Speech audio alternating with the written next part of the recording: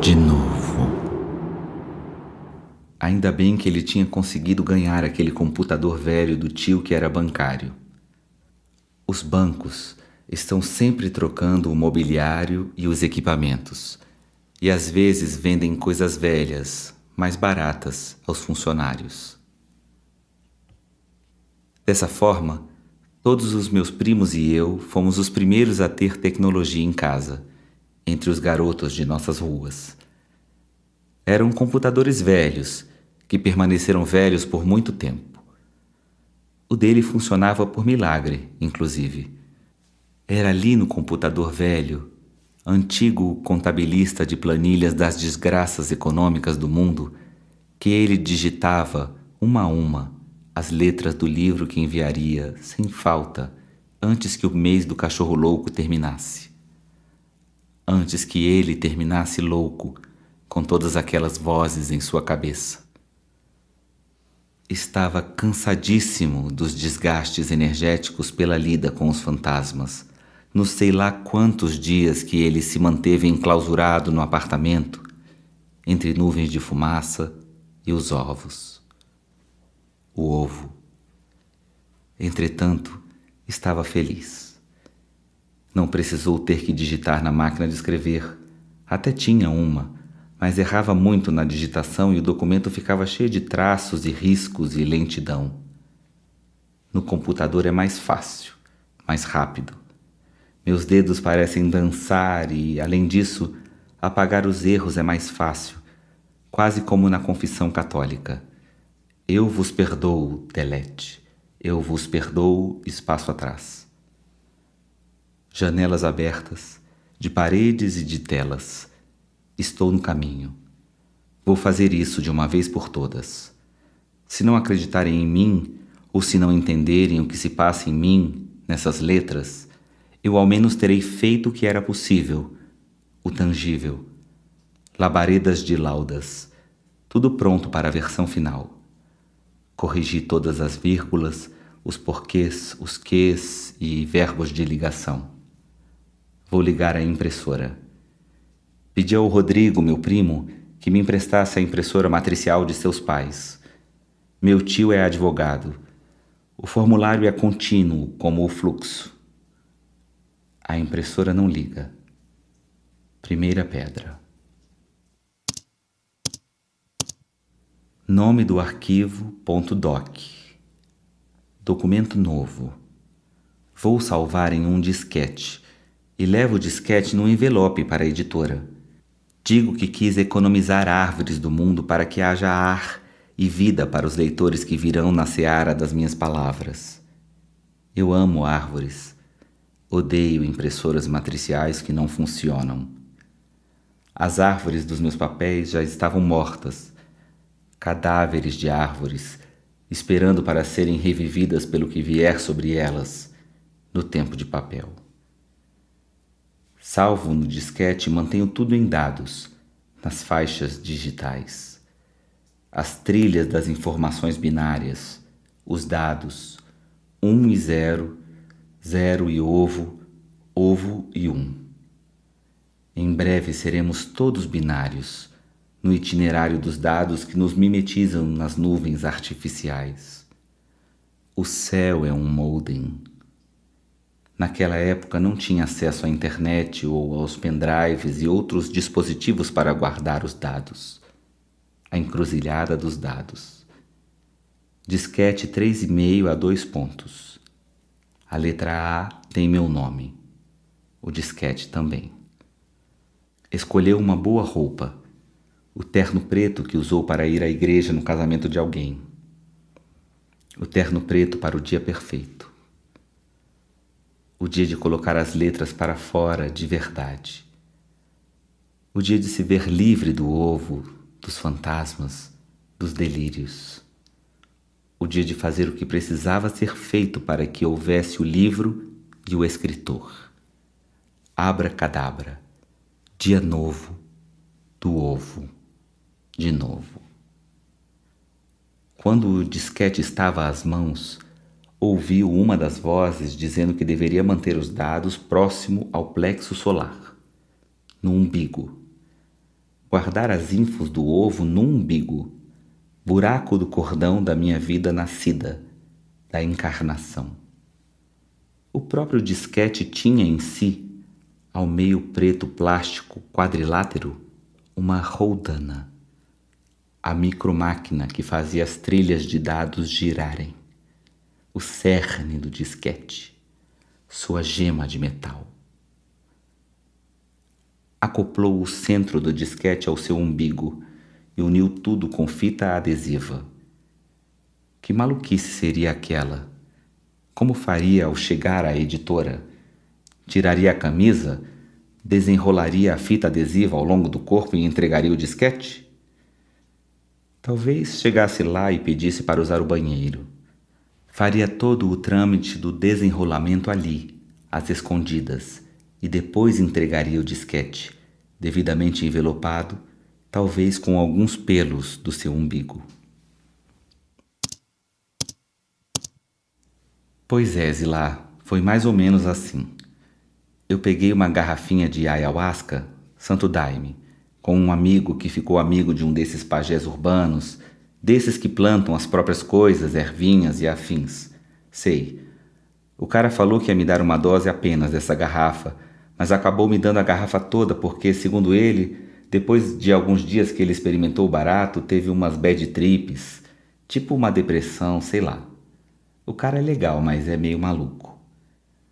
E mais maluco eu, que levei para casa uma garrafinha inteira e não tinha certeza de qual seria a dose que eu deveria tomar. Fui ver em alguns vídeos no YouTube como o pessoal toma nas igrejas do Santo Daime.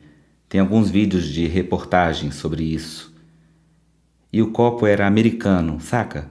Aqueles copos de boteco, 100 ml. Concluí que a garrafinha deveria me render 6 doses. E que eu deveria tomar pelo menos 2 doses por sessão, como estava lá nos vídeos, para a posteridade virtual. Disquete fixado no plexo, o corpo ereto, rijo, o livro no umbigo. Estava traçando plano de como seria, a hora do dia que acordaria, se trocaria e iria para a sina das letras, a editora do Triângulo. Triângulo para cima ou para baixo? E isso importa? Claro que sim. Assim na terra como nos céus. Assim no umbigo como no carrossel. Carrossel. Carrossel. Agora eu me lembro de tudo com clareza. Eu morri bem ali, antes de chegar ao ponto, não foi? Eu morri pelos estômagos, de barriga cheia de comida e disquete. Encontraram mesmo uma fita amarrada no corpo do moço que morreu no acidente. Estava no jornal. Só nunca descobriram que estava fixado ali, se é que havia algo fixado ali. Havia. Eu sei. Eu que estava ali prestes a me tornar livro, ser livre, voar por aí. A editora do Triângulo, distante 3 esquinas da minha morte. Escreve tudo isso aí. Isso aqui também é meu. Só que eu fiquei uns 3 dias sem coragem de experimentar o tal chá. Fiquei lendo várias paradas sobre os efeitos colaterais, principalmente porque esse meu amigo ficou meio traumatizado. Diz que vai dar um tempo de drogas e afins. Não sei se quero tomar algo que vai tirar meu tesão de tomar outras coisas. Há tanto para se tomar ainda, né, Zilá? Foi muito azar. Ou então eu fiz alguma coisa errada para o pessoal do astral. Nesses rituais que fiz a vida toda. O pacto que fiz com o pássaro dos infernos para me tornar escritor. Só pode ser o castigo, o preço. Mas como posso receber só o castigo, os preços, as consequências, e nem um pouco sequer das benesses que eu esperava na minha vã filosofia e entendimento? Receber em troca minha alma suja, despudorada, expurgando esse arrependimento. Porque mesmo aqui, morto-vivo, cheio de penas nas costas, sem saber o que sou, onde devo estar. Ainda não sei se fiz a coisa certa. Por que não morri de uma vez? Por que não me deixei guiar pelos outros fantasmas? Me ajuda, moço. Não posso mais. Ovo. O quê? Quem foi que disse isso? O coração pulava mais forte. A voz havia sido clara o bastante para parecer real.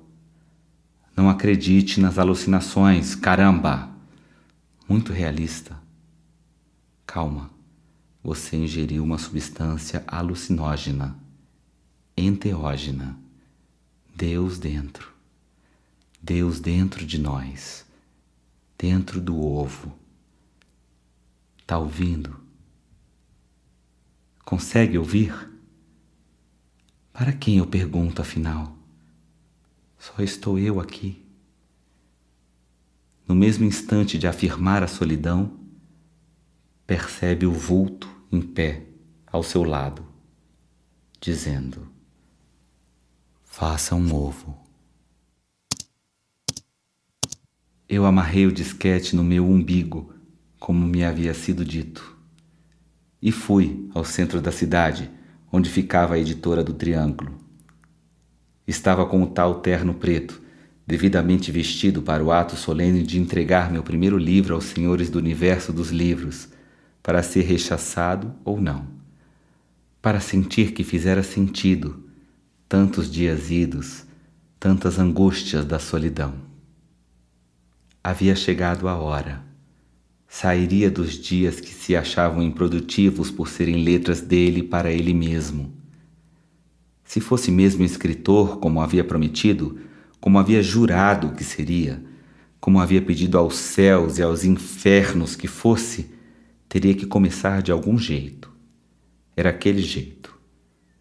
Todo o resultado dos pensamentos sobre o ovo, as conversas com os poetas mortos, o desespero de se pensar morto em alguns momentos, quando as coisas pareciam que iam erradas. O desespero de ter se percebido louco, quando perdeu a noção do tempo em arroubos de textos desconexos. Eu havia conseguido juntar tudo, toda aquela loucura em algo que considerei interessante, compreensível, algo que me deu a coragem que eu precisava para romper a barreira dos medos e ir até a editora do Triângulo. O problema é que eu não lembro agora como era a história, a maneira que eu decidi recontar os fatos e contá-los poeticamente. Eu tinha toda a história, o ovo, o voo. Agora tudo é um vácuo. Estou confuso, irmãozinho. Aquele dia que entrei pela sua janela foi quase por acaso. Se é que há acaso, se não energia se atraindo para que aconteça o que tem que acontecer. Eu estava voando a esmo quando olhei uma luz forte que saía da sua janela. Havia 2 seres alados, pequenos, com deformidades, lambendo algumas bolhas estranhas nos arredores do seu quarto. E havia também ele, um ser alado, negro, lindo. Eu também tinha asas pretas. Identifiquei-me imediatamente. Talvez ele possa me ajudar, talvez seja do mesmo mistério ou absurdo que eu. Talvez conseguiu tornar-se anjo, pássaro, negro, antes de reencarnar, antes de girar a roda. Talvez ele não aceitou a roda, na hora H, na hora de ir para o lado de lá. Talvez ele esteja perdido. Eu estava perdido. Fui me aproximando e vi que ele mexia com a sua cabeça, com uma das penas pretas, e olhava para sua cara com um ar admirado e de pena. Como ele era belo! Fiquei estarrecido. Nem percebia mais a deformidade dos outros serizinhos. Tinham asas também, com penas defeituosas, penas de galinha mal formadas, umas coisas, lambendo sem parar umas bolhas que possuíam um brilho interno que eu não sabia o que era.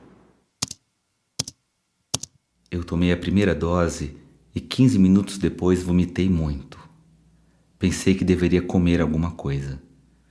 Não tinha nada na geladeira a não ser um ovo. Fritei o ovo com manteiga. Comi. Tomei a segunda dose. Tive muitas náuseas, muitos enjoos. Mas já podia me assegurar que não vomitaria minhas entranhas.